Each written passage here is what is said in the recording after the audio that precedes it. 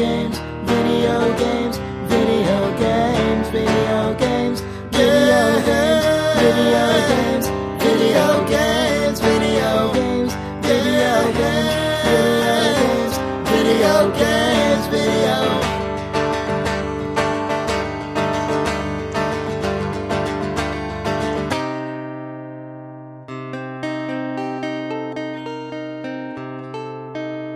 Video games. It's July 9th, 2013. This is Idle Thumbs 114. One day you will remember that before you have to say it. Yeah. What's funny is through your ears, it sounds like he remembers it. Through his face, no fucking clue. That's kind of a pro. Who are you? I'm a pro.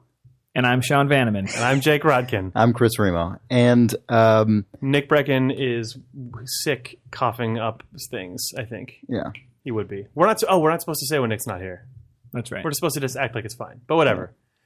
So as you probably know, if you're the kind of person who listens to a video game podcast, you've probably heard that Ryan Davis of Giant Bomb passed away last Wednesday. Yeah. This was something that was obviously completely shocking to all of us. He was only 34 years old, and one of just the absolute greatest guys you could ever hope to meet in your entire life, and someone who I think towered over the world of podcasting in a way that, you know, like Jake and I have been doing this for about 5 years now, and at least for me, I always felt like we were constantly in the shadow of Giant Bomb, but in a good way, in sort of a very good little brother shadow, which is a very presumptuous thing to say because we have no connection. Half but brother who yeah. kind of like when you see him, he like punches you in the shoulder and calls you a dork. Right, You're right. like, oh, he hit me. Oh, he touched me.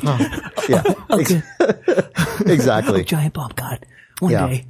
And I feel like Ryan Davis was the most emblematic of that. Yeah. In terms of someone who is like completely able to be witty and acerbic and, harsh and dull out criticism, but never ever be anything less than simultaneously the most friendly, approachable, accommodating guy. It's like absolutely a remarkable feat of humanity.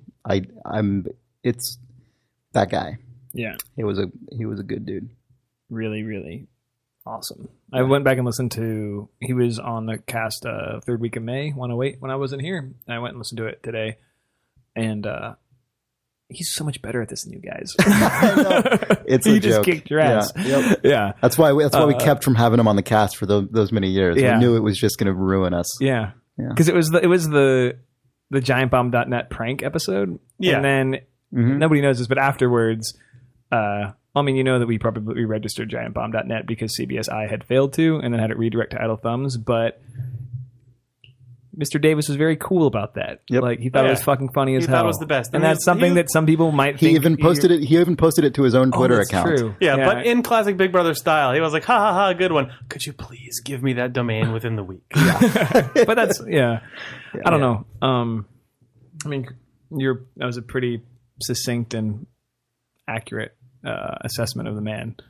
But it's really, really, really tragic stuff. And we actually just streamed a game to make ourselves feel better about it that we think he would have found very funny.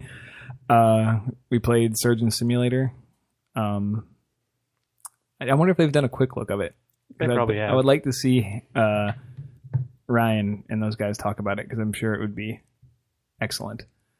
But one thing about, I don't know, I kind of said this on Twitter today, but working in the game industry, every once in a while you get lucky enough to go show people your game. And I remember when Jake and I showed Ryan Poker Night at the Inventory Giant Bomb, we brought them a pretty stupid comedy poker game, and I had like the best time I could have ever had on a Faux mini press tour. That was the first time I think I'd met Ryan a couple times before, but that was the first time I'd ever been on air with him. And basically, if you show up with Dishonored, they're just going to be like, yeah, it's the best, because it is the best. But when you show up with a shitty poker game, you don't expect them to give you the time apply of the day same level and apply of the same level of enthusiasm. enthusiasm. Yeah. And it just left me feeling awesome. It was just the absolute best feeling. And Yeah. then after that, I always just kind of felt at home at Giant Bomb. And, you know, part of that is just the company at the time, but it was also you walk in and if you bump into Ryan, no matter what he's doing, it's just sort of like there's that like I don't know, like spark. And you all of a sudden you just feel like you're supposed to be there. Yep. And you can go to the bar, you can answer the red phone, you just feel like it's cool that you're there. You're not walking onto somebody's turf. And I think he was completely emblematic of that. And that's a really rare thing. I'm glad you brought up the game because you telling that story reminds me when we were making Kinect Party at Double Fine, that the Kinect Party and Double Fine Happy Action Theater, these are weird Kinect games that are just compilation party activities of a bunch of goofy things that you do with the Kinect. And they're just super wacky and crazy and weird. But they're also, it's impossible to know who those games are for, really, because they're not they're not casual games in the tradition of most sort of casual games, and they're definitely not hardcore games in the tradition of most of the stuff that, you know, we talk about in this podcast or that the Giant Bomb guys talk about on theirs. So it's like, who exactly do you sell this game to? You sell it to Ryan Davis. Yeah, and that's the thing. Exactly. When we were developing that game, I swear to God, it was just like, you know who's going to think this shit is totally hilarious? Ryan Davis and the guys at Giant Bomb. Like, clearly. The dubstep mode in that game, I feel like was practically done for their benefit. Like, knowing that, like, who is the goddamn demographic for this? It's those guys. Like, when we revealed the dubstep mode, we were like, the rest of the game, like, announce it, whatever, however you want. But dubstep mode was unveiled on a Giant Bomb quick look because it's like, where else could you possibly put that out? Right. It's like bringing a film to con. Yeah, exactly. And that was a really, like, just amazing experience. Like, being in that office, showing that game, and particularly that mode off with those guys, with Ryan, was just an extraordinarily wonderful experience. Yeah. When they were were they at the new office then or the old office? New one. Yeah. And I know we obviously went to the old office quite a bit, but there was an energy at the old office, and I'm sure, I mean, you know, I haven't been to the new one yet, that is so founded not just in the space, but in like the soul of the guys there, that was unlike anything I'd ever experienced and probably will ever experience again in the industry, where you went down the stairs into this underground sort of like sub-level basement, wide open area, and there was live footage being shot on back towards the right. There was desks all in front of you. There was a lounge area with the red phone. There was a bar down a hallway to the left. And there was sort of this like hubbub of energy that you kind of only see on TV when people do like walk and talks through. Yeah, the Whiskey Media office at that point felt like what you as a kid imagine like a video game magazine / tech magazine hangout. It is that. It was exactly that. Where like the fucking guy in the banana suit walking by, and then there's a secret speakeasy in the back room. And like, what is this? Yeah, it was. I feel so fortunate to have been there at that time, and like again, like, absolutely. It's just a really, I don't know, you know, these things can get kind of rote, I suppose, but it just, we can't get over, like, it's, you can't say enough how, I don't know, I just miss that guy at fucking lot. It kills me. Yeah. I got into work at like noon this morning because I couldn't get out of bed. I was just like so baffled by this whole thing. I assumed it was a joke for a while, as everyone probably did. Yeah, I got a call yesterday, and that was, so there was no out, you know, there was no sort of like, oh, it's coming to me through media, so I can just pretend this is really tasteless bullshit. No, I was like, maybe we should talk about a dumb video game. Yeah, so we should. We did a pre-cast stream, which is a like thing we did last week. Like we did last week. It's a thing that we're going to try and do most weeks if we can. And we figured that a game that Ryan Davis would appreciate to the full extent of its ridiculous bullshit was Surgeon Simulator 2013. It's ridiculous bullshit, and yet it's dedication to systemic precision. Absolutely, yes. It's QWOP-like dedication. Yeah. So this is a game where you control... It is Surgeon Simulator 2013. I don't know if you said that. I think I talked It about is, yeah, I did. You should say it at the same time. In Surgeon Simulator 2013, you control the left arm, right, of a surgeon from first person view. The right. Is it the right arm? No, it is the left. No, it's the right arm because it's the left arm because I wanted the co-op right arm to hold the fridge door open on the right. Oh, right. Yeah. Yeah, you have control over one guy's left arm, and you have individual control over each of the 5 fingers, so you can form various finger configurations and grips, and you have to individually control this physics-driven arm to pick up implements. The arm can sort of move forward and back and left and right in the scene, and then you can also drop it like a crane, like a mechanical crane, yeah. and then if you hold the right mouse button down, you can do the like LA Noire investigate, just like shitty wrist twist. Yeah, you can twist at the elbow, sci-fi, like looking at your hand as it rotates around its axis. Yeah, the first thing Sean did was the simulation of prosthetic like hand. Luke Skywalker testing, like turning his wrist over and testing all of his digits one at a time when getting the fake arm. Yeah. It's a good tutorial move. It's insane. There's absolutely no way to describe this game and have it impart to you the full degree of how infuriating it is not to be able to just pick up a scalpel and direct it in a place. Like, no matter how you say this game, the person listening to you is going to be like, oh, okay, fine, I can whatever. I can figure. You described it really well. Not true. In that when you're watching a friend play a video game that you've played before and they can't find the exit, and you're just like, fuck, it's just to the left around the, can you just kill that guy and go out the door? It's that, but with the most rote, stupid shit where it's like, it's not even that you've memorized a video game level. It's that you are watching a guy pick up a spherical object with a hand. And you're like, okay, we have all done this since we were not even a year old. And you can't... Like, the simulation is just realistic enough that your brain is, like, punches through the uncanny valley. And you're like, I'm seeing a hand just... Try to pick up a thing. Just pick up the thing. Pick it up. Just pick it up. Just do it right now. Like, we got a bunch of tweets after the stream that were just like, that was the most infuriating thing to watch. And also the most hilarious. But there were people, like... It's less infuriating. We went Jake, Chris, Sean, Chris, Jake. I don't know my name, and it feels like once you've played it, you no longer have the ire of the watcher. You have this sort of you have the sympathy. You've got no, relax. Just surgery is hard, but also it's okay. Saying the surgery in this game is bullshit. It's like how ridiculous fishing is fishing, or how co-op it's is like racing. Operation.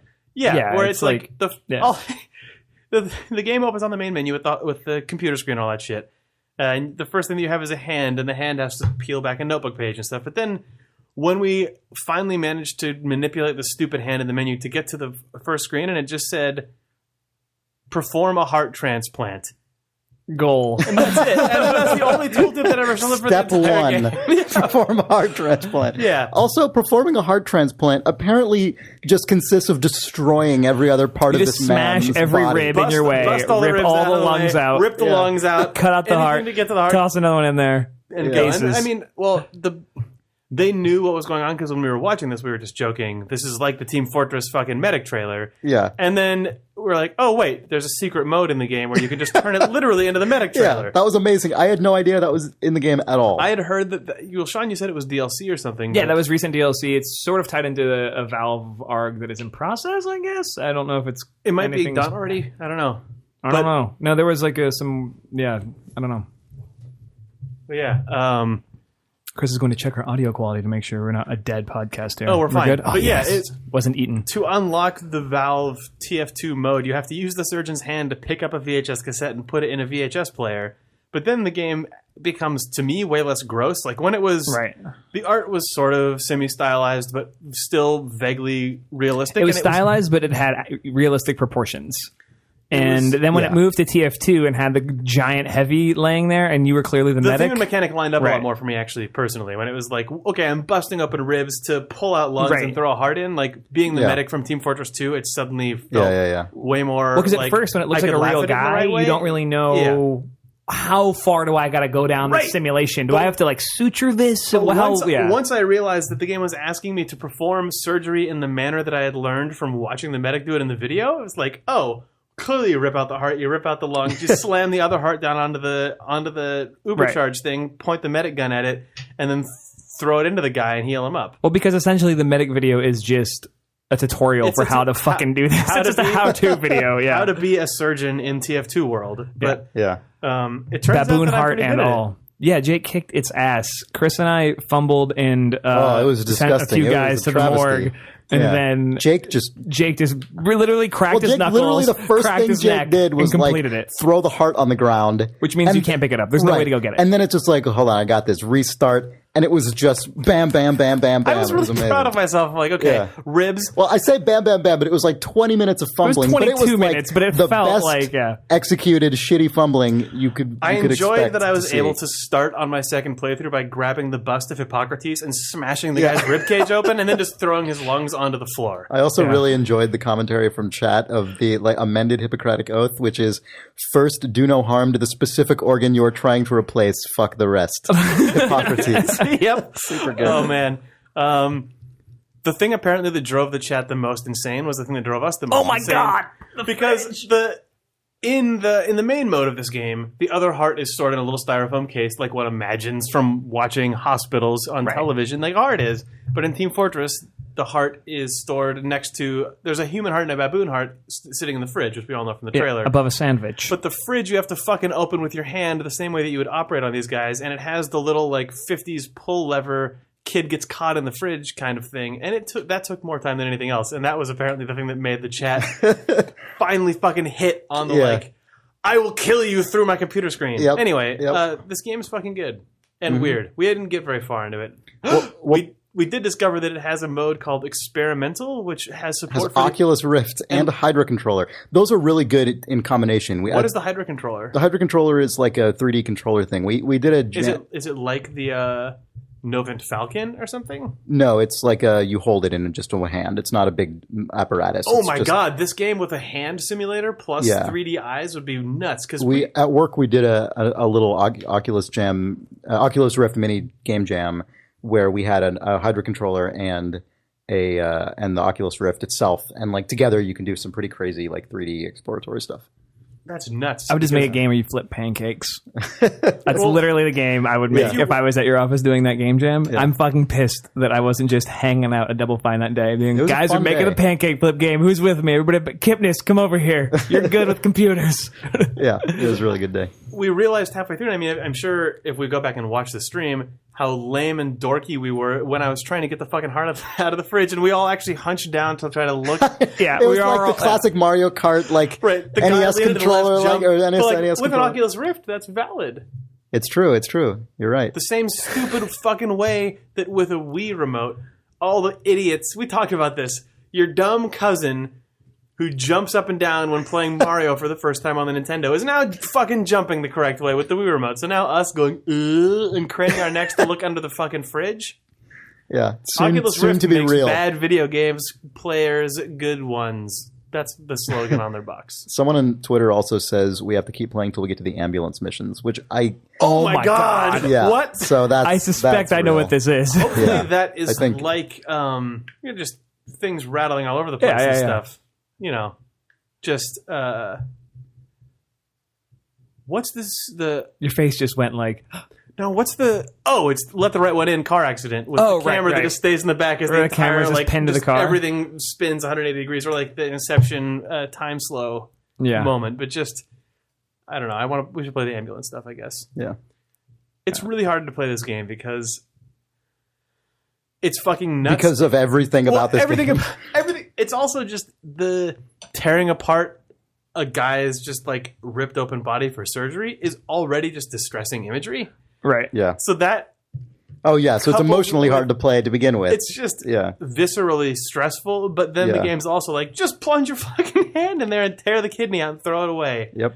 If you don't do that, he'll die. It's difficult in the sense that it is taxing, and it's difficult in the sense that it's fucking impossible. But it's also hilarious. Yes. It is also more fun when you're playing it than when you're watching it from a being grossed out by the weird morbid nature of it standpoint, I think. But definitely play this game with a friend if you can. Oh, yeah. I think that there's a... You want to subject... You want to... It was, because I don't know if I would stick with it if I wasn't with friends. It was really satisfying when I... It's so hard. Was trying to open the fridge... When I was trying to open the fridge door and didn't realize that I had actually opened it until I brushed my hand against it and closed it again, and then you guys just went, no! And the entire chat just was like, fuck, blah. Yeah. Had I been playing by myself, I don't know if I would have noticed that, but everyone just going, what are you doing? Made it really good. Yeah. So, but just imagine. Also, thanks for watching these, by the way. If you were one of those people, it's really fucking awesome to just look over the chat and see you guys going apeshit. It's like, it's awesome. Just imagine if this game had either split screen co-op or multiplayer co-op with two hands. We need 2 Oculus Rifts 2 Hydra controllers and co-op. 1 Oculus Rift and 2 Hydra controllers would also just be amazing. If you were just a weird, somehow multi-hand surgeon, just it would be really easy though, because then I imagine would just go and just rip this fucking guy apart with your hands, and then throw a heart in there and call it a day. Yeah, we didn't complete the non-TF2 one. I wonder if the way that you win that one is to just cover the body back up with the cloth and put the heart in. Because the way you complete the TF2 and it's to shoot him with the metagun. You shoot him with the metagun and then he heals of course. himself. But the way that you start the main surgery is by pulling that little green cloth off to reveal the surgical horror within. So I wonder if at the end you're like, just cover it up. He's good. I'll be in my office. Thanks. Please give me hold my calls. $10,000. Goodbye. Yeah. God, what if this game? What if the? So this is Surgeon Simulator 2013. Let's assume that, like all the other weird. So first of all, actually, before I even say this, I didn't realize this game was this. Because this game, the like logo treatment, well, the logo treatment is that like italic, like shitty italic impact font, like it white. Looks like Microsoft Flight Simulator. Well, it looks like all the like Farm Simulator, Bus Simulator. It looks like all those. So I'm like, oh, it's just going to be a thing. It seems like it's deliberately just supposed to be a stealth entry in the vein of Frog Fractions or something, right? Yeah. So that was hilarious. But because it's Surgeon Simulator 13, let's assume there are going to be yearly installments in Surgeon Simulator, and let's also assume that it goes the way that simulators have traditionally gone, where it just gets more and more arcane and baroque. It's increasingly baroque, and just, to the point where like 5 years from now, you have Oculus Rift, like entire operating room consisting of chief surgeon, like nursing staff, like fucking resident, all there. In Oculus Rifts, 2 hands each, like moving around the room, like taking orders from the surgeon. But you're still just bashing a rib cage you're with still whatever just you happen to find. A man's right, life. but you also have voice chats. You keep scalpel, and then someone sort of like fumblingly like havoc physics hands you a scalpel, which cuts your arm open and starts you bleeding, because you also obviously have a heart rate and blood monitor as a simulated character in Surgery Simulator 2027. Yes. Yeah. So whoever made this game, I hope you're taking notes. It's probably occurred to them immediately. Yeah. The main menu at that point has also just become your home and your family that you have to interact with, get in the car, drive to work. In order to play the other little secret shareware game, you have to actually go to a user group and get a pirated copy from your friend and then install that on the computer. That's, This game just, based on the computer technology in there, the game seems to take place in the 90s, so maybe you have to dial into a BBS. Oh, that's true. Yeah. Copy some wares. Yeah. Some Juarez. It's not what it's called. I know. Really? Wares. Short for software, pedal, but with a Z. Pedal your wares. Pedal your wares. I'm with you. Pedal your Call of Juarez. Wares. Pedal your Call of Juarez wares.torrent. So that was fun. It's a very good game. Yeah. It's and really I dumb. laughed a lot. Yeah. Which was very nice. It was necessary today. Sometimes you throw a heart on the floor, though. So true, Jake. Well said. Video games. What do you want to talk about? We talked about Molyjam. How was it? It was really fun. It was actually a blast. So you guys, it was at the IGN offices, the SF one this year? The SF one, the space was kindly donated by the IGN people. It was a great space. IGN.com? It blew me away. Yeah, IGN.com's website their Twitter space. feed. Erratic. Yeah, no, it was actually a really, really, really nice environment to do a game jam, because it was their, I guess it was their sort of lunchroom, but it's huge. It's enormous. It's as big as some video game studios' interiors. Just where they have their kitchen and like huge area where they have tables and chairs and stuff. How was the turnout this year? It was great. It was the venue was full the entire time. Oh, crazy! I think it seemed like when we were organizing it, like. Just because it wasn't, last year there was so much spontaneous coverage and it sort of turned into this phenomenon. And it felt like this year, because it was the second one, just wasn't going to have that same spark behind it. But it ended up feeling just as exciting and full of people and doing a totally different theme, I think was cool. Having it be around Molyneux quotes rather than Molyneux tweets. Yeah. So if you have no idea what Molyjam is, it's a 48-hour game jam where teams take Peter Molyneux quotes out of context and then make a video game out of them. At least that's what the theme was this year. Yeah, last year it was based around Peter Molyneux, that fake Twitter account that posts fake Peter Molyneux ideas. And this year, But sometimes are very, very close to real. Sometimes they are so close to real that you can make a game. But yeah, this year it seemed kind of hilarious to just say, well, fuck it. Why don't we just find weird and stupid things Peter Molyneux himself has said and then make people make games out of those? Are there links to a lot of the games, or like at least where you can find the quotes? Yeah, go to molyjam.com. And there you can look at if you click the theme link, you can see all the quotations from Molyneux, and you can also browse. If you go to molyjam.com, you can also browse the games that have been uploaded so far from the teams who made it. Can you browse games by quote? Am I requesting a feature that doesn't exist? I can't remember actually. Anyway, whatever. I'm not sure. Yeah. But it's cool. There were hundreds and hundreds of games where... How'd the theme actually hold up in practice? Because, I mean, last year it seemed very self-explanatory that these were like people were making games literally based on... It was like they were called a game funny joke game ideas. Yeah. Whereas this year it was more, how do you interpret an insane thing that Peter Molyneux said? It held up super well, actually. In fact, to the point where I think a lot of the people watching on the live streams simply assumed these were still just more Molyneux tweets. Oh, man. Because so many of them are just so hilarious or quirky or weird or funny. And because if you think about last year, even though a lot of the tweets were very specific, concrete game ideas, a lot of the actual games ended up kind of just using them as a launching point in terms of inspiration and theme and tone. And it was the same this year. So even though the quotations were a little less specifically kind of nuggets of game design, it didn't really matter. People still just used them to do really interesting. Crazy game ideas that were inspired loosely by them. And some of them were very specific though. Like the one that I did, my team, I was on a team with Doug Tobacco, our web guy, and Anna Kipnis, programmer from Double Fine, and Elizabeth Baumel, who was actually on my team last year when we made Unbearable. She was our artist. Our quotation was something like, dog ownership is great fun, but you have to remember dogs can be quite embarrassing to their owners. And so we made a game called Faux Paws in which you play as this is suggested by a live stream watcher.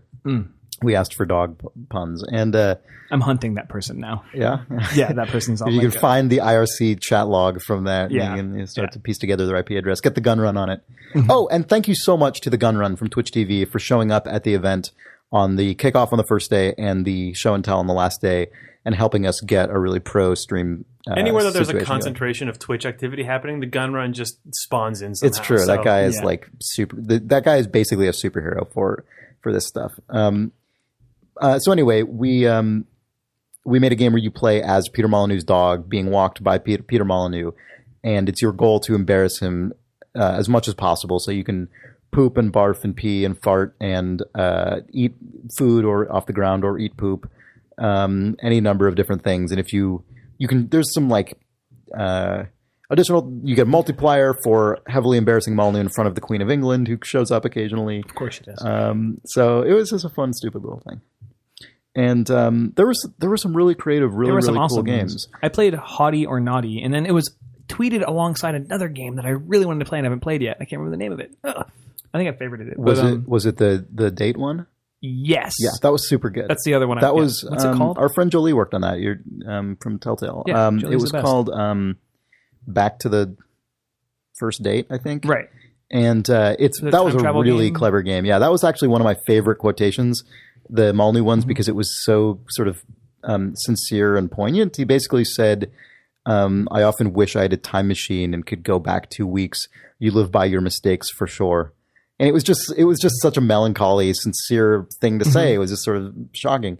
And they turned it into a really great game where the whole thing is told in panels, sort of comic book style panels that have word bubbles in them. And you play as each of these characters alternating, the guy in the date and the woman in the date. And it's 2 weeks later, 2 weeks after this date, and you're reflecting on, why did that date go badly? What did I do wrong? Good thing I have this time machine. Why don't I go back and try to fix the situation? And so you alternate between these two characters going back in time to try and like adjust the things they said in conversation. So you're just trying to iterate to create the exactly. You date? keep iterating until in an attempt to sort of salvage this date and create a mutually a situation of mutual attraction between the two characters. It's really clever and really well executed. There's not. Okay, the thing that I just realized, and I don't know if they're doing it or not, is, well, I guess never mind. I guess with the 2 weeks you always have the time, but I was thinking, like, does the time that you take considering it mean that you start at minute 0, then the next time you go back to the date, you no, can only, it doesn't. The first minute is gone? No, what happens, like, the conceit theoretically is that each attempt, you, like, come back to the present, you notice that you're still alone, and you're like, oh, I guess it didn't work. All right, I'm going back again. And then you jump back to the very beginning of the date again and start over. So every time you're starting over. That's wonderful. It's super clever, and it's amazingly well executed. It feels really complete. It's great. It's web-based. You can play it online. Just go to molyjam.com and you can find it. Mm-hmm. I saw a really, really impressive visually first-person dog simulator, as someone did based on the dog game, where you were inside the jaws of the dog, where it was a dog mouth and crotch simulator. So you were running around in first person, and you could bite stuff, and then you could press a different button, and the camera would pop out of the mouth of the dog, and you would just see a leg lifted and a dog dong pee on stuff. But it was all, those were like your two powers. It was gross looking, but like it kind of had... I didn't see this one. It has a sort of like Minecraft meets Fez kind of like chunky palette, but it was visually really cohesive, except then it had like a weird pixely dog dick. Anyway, check it out, Molyjam. I was really impressed with that video. It's, even though it has dog cock in it. That's been my contribution to this conversation. Dogs were definitely a big theme this year, similar to, I guess, bears last year. Oh, man. Was there a favorite of yours for press the left trigger to see the most incredible thing in the world? Or the most interesting thing in the world? The most interesting thing in the world, yeah. Shit. I need to go through and play all of this, because that was my favorite quotation, because it was so simultaneously... It feels like the loftiest one to nail, though. I know, it really God, does. if you pull that one, you gotta be like... The punchline that you have to come up with for that has to just be like, oh, man. So, like, yeah, if it feels like that, 47 hours of your game jam time is just in a cold sweat trying to figure out what to fucking make, and you have 1 hour to make that. You know what was crazy about that one? So you guys know David Hellman, the artist of Braid? Mm-hmm. So he lives around here and we hang out sometimes. He's a super, super nice guy. Like, just really down to earth, really cool. And he showed up at the event to do an art live stream, which he did last year as well, because obviously he's a quite talented artist.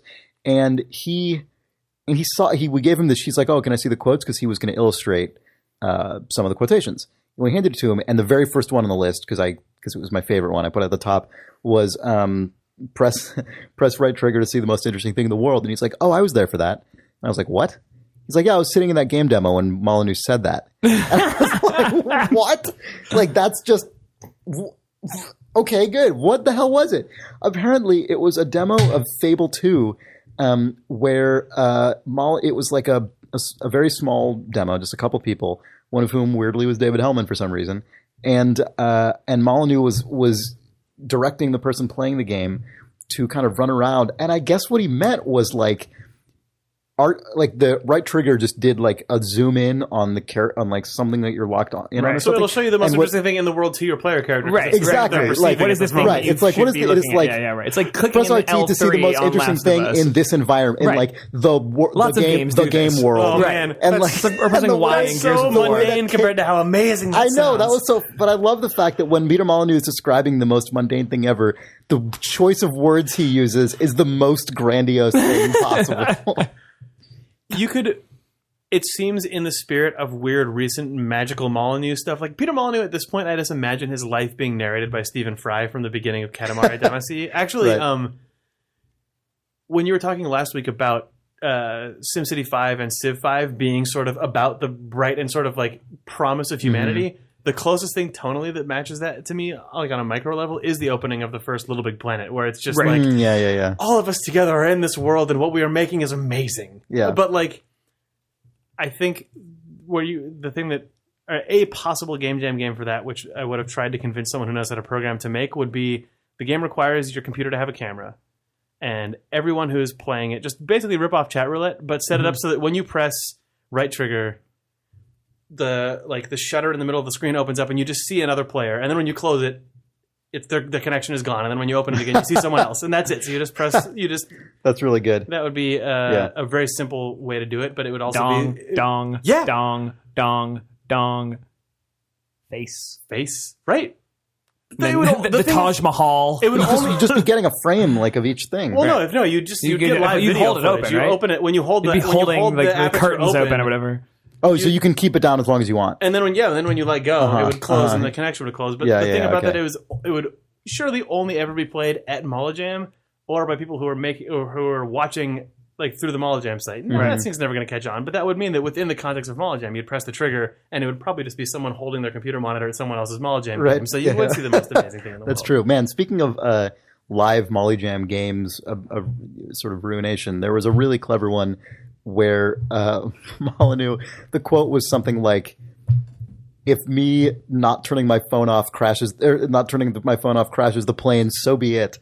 And so someone made this really amazing game that runs on a local area network, and you have just X number of people just go to this web address to connect to the computer running the game on your LAN or your Wi-Fi network, whatever, and it brings up on your screen as a player like a little fake iPhone, like a little HTML5 iPhone interface, and you can just start opening programs and just pressing things in them. And then the person running the game is the pilot, and on his screen is like the console, like the control console of the cockpit. And as more and more people start opening up iPhone apps and pressing things, his gauges start just going fucking apeshit, and the plane starts to nosedive. And like as everyone is pressing things, it's corresponding to like changing controls in the cockpit, simulating the actual active interference and ruination of the pilot's agency by everyone else just fucking around and wasting time on their phone. It was really good. And so he during the stream, he did a demonstration of it where he was the pilot and he just instructed everyone in the Molyjam room to just all log into bring my out site your phones and just yeah. all log into this and just destroy the flight. It was super good. The FAA is stoked that exists. Yeah. A simulator of you ruining a pilot's life. Yeah. C. Just an eyebrow from a surly stew. Yeah. In an ironic twist, that game is very popular on airplanes that have plane-centric Wi-Fi. Oh man. So Molyjam was fun. It was a blast. I'm really glad we did it again. I had sort of weird insecurity about it leading up to it. Just because it's the sequel to a really weird, spontaneous thing. Yeah, and it just felt less natural to do. But just you didn't want to be like that '90s Woodstock. Yeah, exactly. You don't want to be Fred Durst at that thing. Right, exactly. Yeah. That was totally it. And it actually just ended up feeling just because this is the thing. It still felt so different to anything else that the games industry, generally speaking, like puts out there. Mm-hmm. I mean, game jams just have this like amazing spontaneous feeling no matter what, and the fact that the theme of this one is just so bonkers and weird. I don't know. It was really good. I'm glad we did it again. Good. Yeah. Cool. You want to do some mail from readers? Sure. And then go away? So if you have mail, you the readers, please write us at questions@idlethumbs.net. Mm-hmm. All right. Derek Petrarca writes, Hi, Thumbs. Hi, Derek. Hi, buddy. Hey there. He says, I decided to fire up The Walking Dead again now that there's some new content out. I lost my previous saves and wanted to make sure that things carried over into the new 400 days. All discussion on whether or not that game should be replayed or not, it was downright weird seeing the names of Sean Vanneman and Jake Rodkin, two podcasters I've been listening to every week for the last year or so. I'm Sean Vanneman, the podcaster. The game experience was definitely changed after having listened to a few dozen hours of discussion from its creators. It was somehow diminished. Somehow even worse. I found myself wondering more about the design process that went into writing the conversation trees and scenarios rather than experiencing them as a player normally does. Shit. I think he thinks that's interesting, though. One would hope. My question is this. As professionals in the games industry, do you find it difficult to enjoy content created by your colleagues and other game designers you're familiar with, given that you may hear the creator's voice behind the content? Or are you so used to it that you've learned to naturally divorce the artist from the art? Surely it takes a lot more than two people to make a game like The Walking Dead. Though sometime in the back of my head, I kept wondering if a dialogue option would pop up completely apropos of nothing for lead estate fuck Nick Brecken. Thanks, Derek P. Evil Sea Rat. First fun fact, Brecken is mentioned as an Easter egg in Walking Dead Episode 1. Oh, yeah. Old Brecken Down the road. Oh, down the way. Fun Brecken fact, there's going to be there's going to be a deep Brecken cut in episode 1 of season 2. Spoilers. Just saying.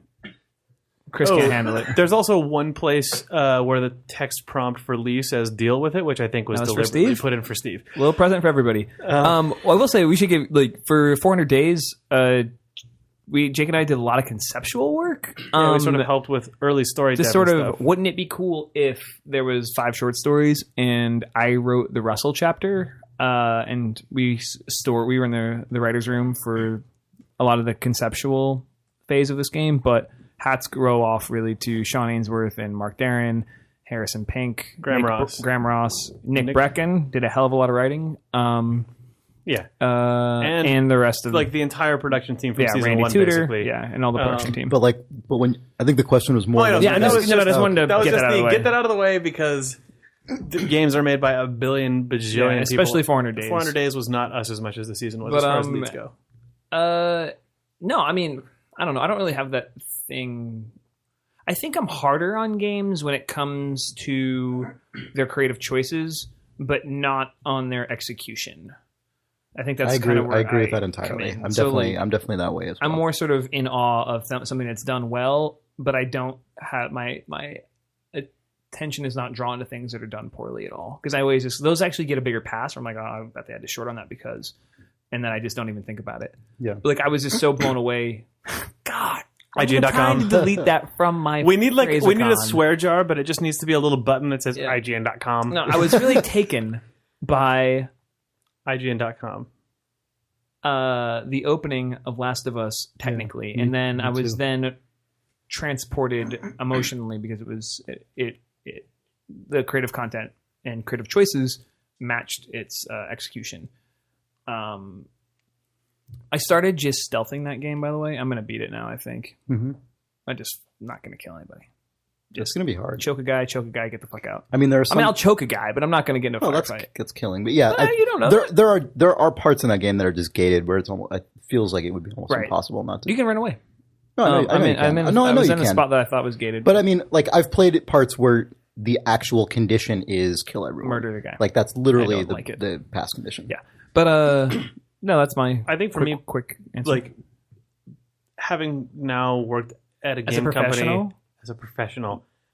That's a scary sounding word. Rodkin, the professional. Yeah. Having worked just at a game company for like whatever it is, a number of years, like 30 years. I think just playing games for me is a different experience than it was before I worked in game development. But playing games, when I play games and I see something that just amazes me or that it's interesting to me, my brain just thinks, good fucking work, whoever it is that made this. And if something is lame, I just go, well, okay, move on and keep playing. And the only difference for me really is if I'm playing a game that a person that I know worked on and something comes up that makes me excited, I just think in my brain, good fucking work, guy who made that, instead of anonymous people who I'm sure are cool. Like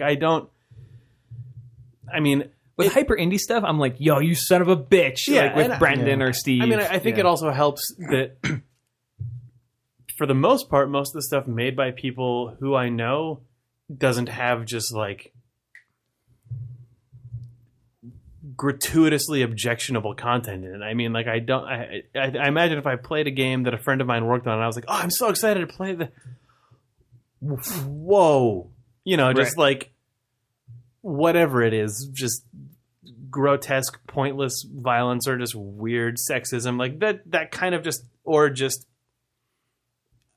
I just haven't run into that. So but other than that, I'm just always like, oh, cool, you did a thing that's cool. I don't know.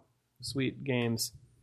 Yeah, Sean, what you were saying about creative content versus execution, I totally agree with. I mean, I don't know if it's necessarily super related to like knowing people or not, because I feel like I guess like Jake, more of the people I know, I think, are on the smaller scale side of game development at this point. But I definitely find myself like when I was playing Last of Us, there are moments of technical accomplishment that are like mind exploding to me. I mean, the one that stuck with me, probably still sticks with me almost more than anything else, just purely in terms of like specific technical achievement for a reason that is impressive, is when you lean up against a surface and then Ellie slides in like under you, and you kind of like your character Joel sort of adjusts his body to make room for her, and like his arm kind of lifts up a bit. It is astonishing. Like that is totally remarkable, and that connects to what the game is about in a very powerful, tangible way. Like that kind of thing, I think, is incredible. And what's interesting is I feel like I've played so many games at this point that the inclusion of things like that makes me, I don't know, I guess more frustrated with things that on the broader scale, like feel to me like less successful, larger creative choices, or like more default creative choices, you know, because I feel like I've seen them so many times in so many games, and it's harder for me to just kind of purely look past them, even if there's simultaneously like a million other things about the game in question that I think are amazing. And like probably on this podcast at times I focus too much on those things, but it's just because of the way that they sort of like bounce against each other in my brain. You know, it's not because I like think the thing is like crappy or something. It's just like those are the things that stick out because those are the things I look for because they're the ones that when they hit, they make the biggest impact on me. Totally. You know, I think I have that same the one specific thing that always seems to happen, especially in all the games I've been playing lately, where when it goes one way, I go, holy shit, awesome. And when it goes more likely than not, the other way, I go, ugh, typical, which is just this. And I kind of had this criticism. We were talking last week off the podcast about some of my criticisms of Last of Us. And it's people really eschewing specificity in the name of games writing for characters and who they are and what they care about and what they want to do and where they're from and like what that was like and who they care about and yada, yada, yada. And I think we've been lucky enough in the type of games that we make, where we make them, to make a bunch of really like fine-grained, specific creative choices that then can show up anywhere it feels natural for them to show up in the game. In the lack of that, I noticed that a ton, and it pisses me off so much, where it's like, maybe he, like, how you doing? You know, how you holding up?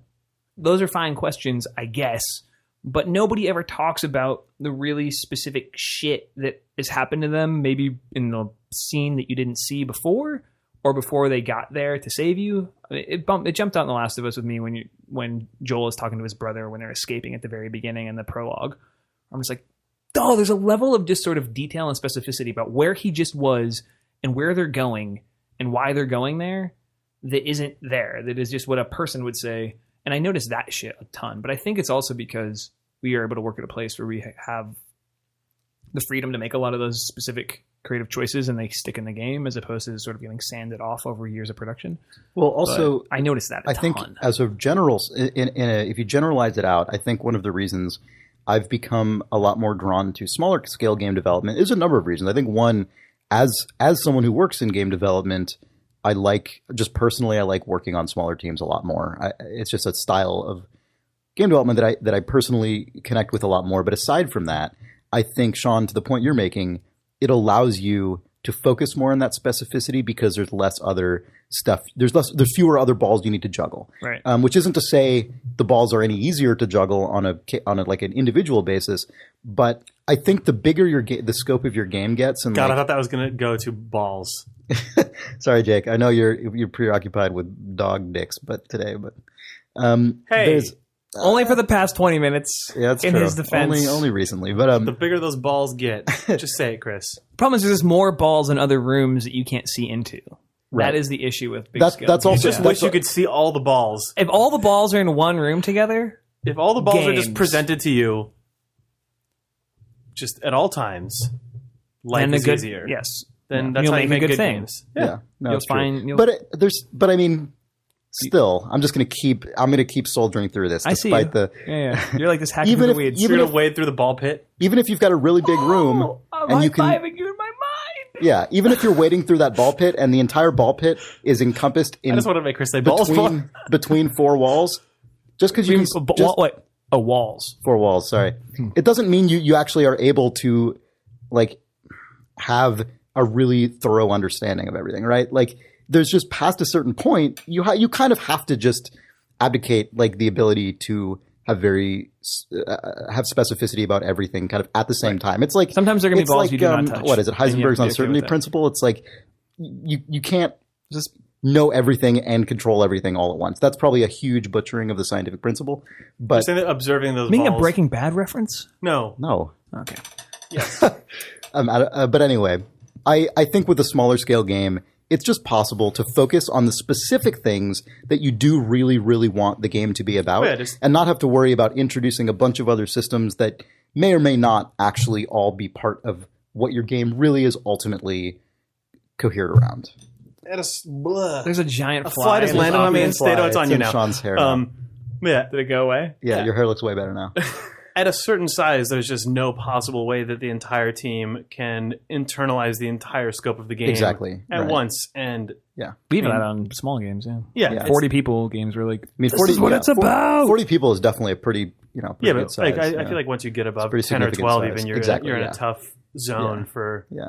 I feel like that is like my favorite team size. Yeah. Like around 10 to 12 people is like, there's something about it for some reason that just feels really. Yeah, when I started at Good to Telltale me. and the company was only 15 people and a few of them were marketing folks, including me, like it was incredibly fun to work on those first couple Sam & Max games because it did just feel like every single person in the entire building has a hand in this, but the trust is so mutual across the entire organization that just like you just let people do their stuff. Like super giant guys are in that. Yeah, just this assumption place, that everyone is on the same page. It's really cool. Yeah. Best. Yeah. So that was a super long, rambling answer. And we to didn't that talk question. about your We didn't question really very even much. talk about Sorry. his question very We much. started, we were somewhere in the middle. Yeah. We were there. We were there somewhere in the middle. That's okay. We ruined your question. You have another one? Or? Yeah, Patrick. So also another thing spurred by the 400 Days DLC for Walking Dead. Patrick This episode brought to you by... Patrick Reapel Available says now. he recently played the game and his favorite part was the opening of the chapter where you're playfully flirting with a man. Trying to determine which jokes and lines to best make him laugh was with an excellent gameplay mechanic. It made me instantly relate to the character in a direct way that most gameplays, such as shooting, fighting, stealth, and survival, can't do. This is interesting because that also ties into the game that the Molyjam game, where you're controlling the two characters on a date. Anyway, so he says, as a recently single man, I've been going on a lot of first dates, and I've been wondering why courtship is so rarely portrayed well in video games when it's portrayed at all. Japanese dating sims are niche, and as the recent indie game Kindness Coins brilliantly satirizes, often a little more than creepy exercises in buying love and sex with gifts and compliments. Do you think there's more potential for games that utilize dating, courtship, love, and romance as primary game mechanics? What challenges have prevented them from being successfully explored in video games? Also, can Telltale please license an It Happened One Night game? You can't tell me that wouldn't be perfect. Your friend and mine, Patrick R. Sean Ainsworth did that. He by wrote the that way. stuff. He He's a wrote great that guy. stuff. He directed He is a 400 boss. Days. Is he a dad yet? Not yet. No, coming soon. His baby's 10 days late. I think part of the reason is that the way that Walking Dead like systemizes that in quotes is just through adventure game dialogue trees, and I think it's.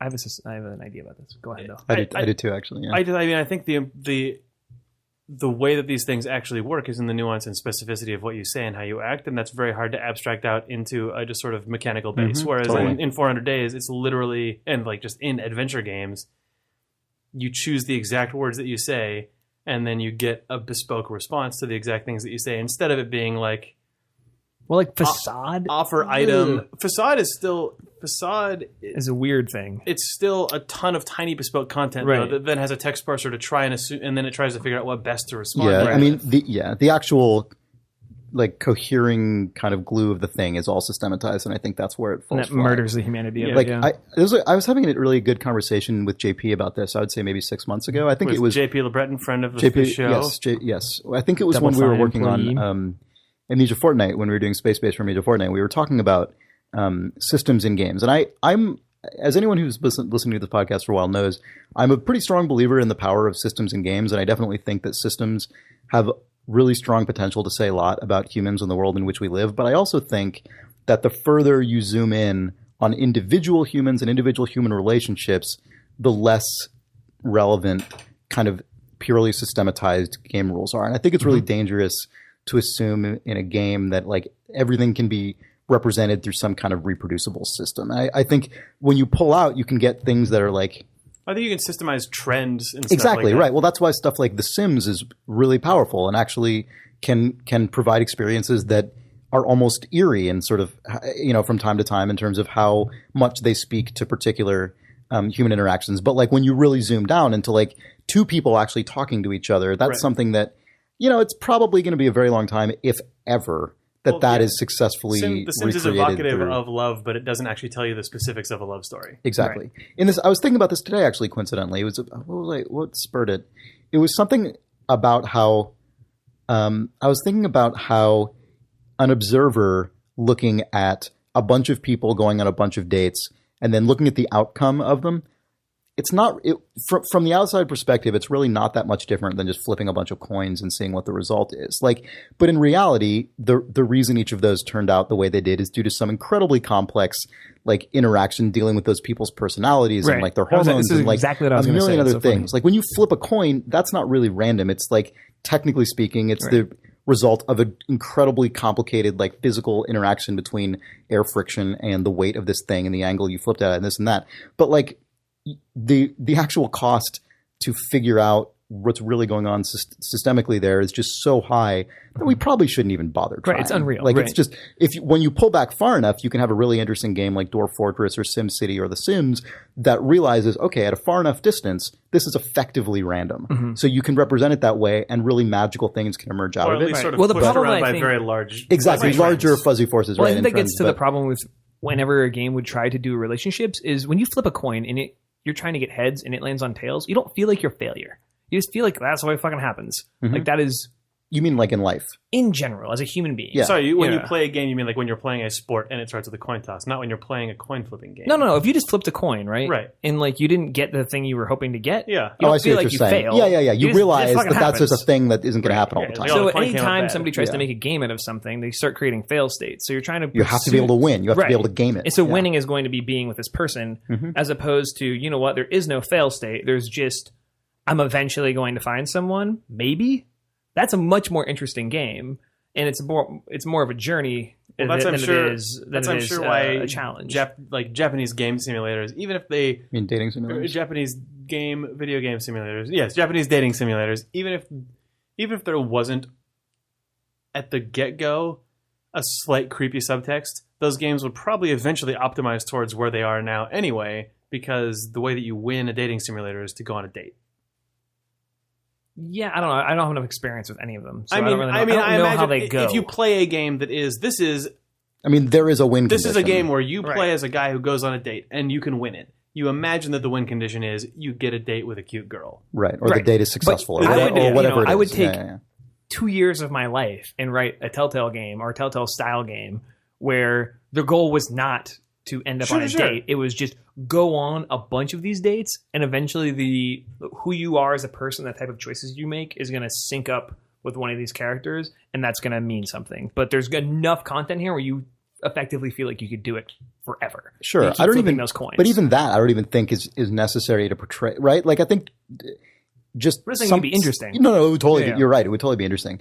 But I mean, even that is probably like maybe too much to bite off just to sort of get at something that is meaningful to a person that draws on their own. Like you don't need to recreate every part of the reality of like going on a date in order to trigger the thing in the person playing it, like their own memories and their own like sympathy and empathy, Right, like right, based right. on their own experiences. Like you can just have a written experience if it's true, right? Like, I mean, by true, I mean, if it feels true to the person and is based on life. I mean, Well, you want that. I mean, I guess the goal is to recreate that moment where when you're on a date and you say something that's like exactly who you are, or you're something about you, about something you like or something you thought was lame, and the other person's face just sort of like lights up and you see that they feel the exact same way, or you know, share their same experience or the same way of looking at something. Like that feeling is like alchemic, I guess. And like if you can create that, or like the God, you know reminder what's of funny that, is then that's they. what you're I looking feel like for, they right? actually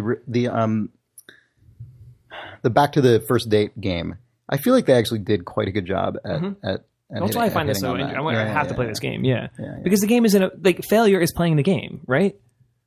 Obviously, like it's a game where you're learning. That game how to literally move through has it. no perfect date you can go on. Yes. Right. Yeah. It's so really great. the idea of a fail state is doesn't exist really. I mean, it does, but it's part that it's is just the whole thing is only like an serves to- ambiguous gray area. it only space. serves to move Yeah. the game forward. Yeah, and I think that's what makes the game so interesting. Because I mean, that's what dating is. Dating is one. I'm married, and it's still an ambiguous gray area state.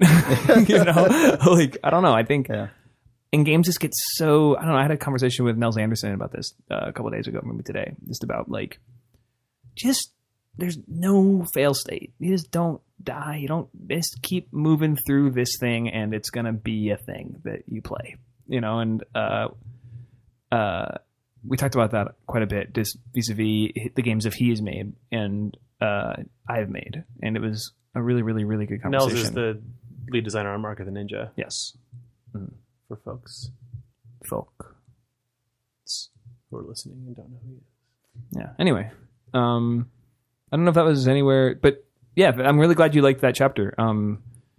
Yeah, Sean Ainsworth was the guy in charge of that one. This is actually, you reminded me of a question that I kind of want to ask people, because I was going to postulate something and instead I'm just going to say interesting games that you guys have played, people who listen to this podcast, that don't have a fail state but just accumulate what you've done and continue to move forward, like sort of not necessarily success through failure but progress through failure is a thing that I would like to really hear some examples of, and I'm sure there's a ton. Rogue Legacy. Rogue Legacy is a fucking good example, you're right, of progress through failure. There was a fantastic piece that was a review of Rogue Legacy, but it was like most actual good criticism. It was much more interesting than just sort of a review of a thing. It was by, I think, John Teddy on Gameological Society. He's so good. I know he's a really good writer. And fucking guy. And he wrote in his review of Rogue Legacy, he compared the game to Binding of Isaac. And I'm actually just going to try and find this because it was so... Oh, I guess we talked about this last week a little bit. Not about progress through failure, but just... I want to second Jake's request, though. If you have other games that please. toss them in, please. We just were talking last week about things like Super Meat Boy and Binding of Isaac and Rogue Legacy, not necessarily all actually having the game physically, like, systemically progress through failure, but them sort of acknowledging the notion of death and game over as an actual part systemic of the choice. gameplay experience. It's not the okay. hard reset. It's just the, like... It's okay. It's okay. It's not your fault. It's not your fault. It's not your fault. So John Teddy, I'm just going to quote a bunch of parts of this review because I thought it was so effective at... And it is on Gameological Society? It's on Gameological.com, yeah. So he says, one recent point of comparison for Rogue Legacy is The Binding of Isaac, another heavily randomized game that takes a more traditional roguelike approach. When you die, you start over from scratch the next time. There is no legacy building in Isaac. You cannot pass along a cache of cash to your progeny. The philosophical difference between the two games is the difference between a life lived for its own sake and a life that is part of a larger story. In practice, that difference is profound. When I find my back against the wall in Isaac, which is even more challenging than Rogue Legacy, I don't lose my will to fight. Instead, I summon a more tenacious level of fight. Some of my most memorable times with Isaac have come when I clawed my way back from death's door to conquer the depths of the Isaac Inferno. Rogue Legacy doesn't inspire quite that same burning desire because its death doesn't feel like true death. When my health is at a low ebb in some forlorn corner of Legacy's castle, my thoughts turn to the next generation. I can't accomplish greatness in this life, I reason, but perhaps I can scrounge enough gold to give a solid head start to the next family scion. By resigning myself to mediocrity in the short term, I'm simply taking a different path to greatness. The ruthless nature of Isaac induces heroism. The enduring lineage of Legacy produces heroes. That's writing. Jesus. Yeah. Oh, it kills me. He's very good. Yeah. I thought that was such an amazing... It's so interesting because those two games have specifically, not more than like any other game or anything, but like in the last few years, both of those games have hooked me in a way that it was lengthy in each case, right? Like I've played, I think, probably 20 hours of Rogue Legacy now, which again, as listeners to this podcast know, is longer than I usually spend on a given game. You've only had it for a week. Yeah. About 2 weeks, I think. I love he's so right about that too, because when I'll sometimes find myself in a situation in Rogue Legacy where I'm like, you know what, this hero really isn't going anywhere. This is a real shame, but you know what I can do? I can make a better life for my kid, and I will just go on the like kind of gold. I'll go on the sort of gold hunting run where I don't take on any, like I don't try and go for a boss. Like when I see a room with crazy enemies in it, I just back out. I just go through, I sweep I just crack all the pots and like pick up all the gold and everything. And it's sort of beautiful, but also tragic. It sort of reminds me of a life where you sort of take the good. It reminds me of like my grandfather. My grandfather was an Italian immigrant, and like he came to this country and with my dad and his family and all my dad's brothers, you know, the whole big Italian family. And my grandfather would say, look, don't be noticed. Keep your nose clean. Don't get a job that's going to make you stand out. Like this was my grandfather's philosophy. Like he changed his name from Guainone to Remo because it was still Italian, but much less obnoxiously Italian, you know, in the way that people would notice, especially as World War II was going on. And that was his advice to my father, was just earn a good living, save your money, don't just keep your nose clean. He always said that, keep your nose clean. And I've always remembered that because it was such a specific worldview of like, you're not here to like get in trouble. You know, you don't want to like, Like, he hated the Godfather movies, but he just hated them. He hated that that's what people thought Italians were, you know. And like his whole thing was just like, be quiet, just earn a good living, make sure your kids can like go to school and like save money in the bank, and that's it. That's what you do. That's the job. And that's like, it's so silly to say, but like when I was playing Rogue Legacy, that like the gold run. When I run into those things, I'm just like, this is this character's life. Like, this character knows he's not going to be the guy with the big picture above the mantelpiece who people remember for generations as like the crazy boss killer. And like, yet, in Rogue Legacy, when he dies, he's immortalized the same as all of his previous ancestors. It's true. With a sick frame. It's true. It's true. They're all horizontally. They're all equal.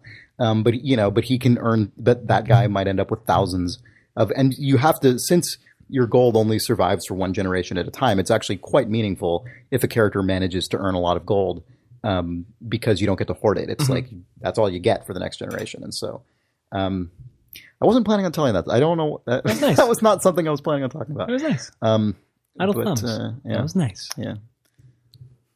So anyway, that was a really good article, and you should maybe read it. All right. Cool. Well, thanks guys for listening and watching the stream. And yeah. If you want to check out the stream, it's on twitch.tv/idlethumbs, and we'll probably also bump it to the Idle Videos YouTube channel like we did last week. YouTube.com/idlevideos. Thanks for joining us on it. Thanks for listening to this podcast. All of our best wishes go to everyone at Giant Bomb, to all of Ryan Davis's family, and we will miss that guy a hell of a lot. Very, very, very much. Yep. Thanks, guys. Bye. It's Tuesday.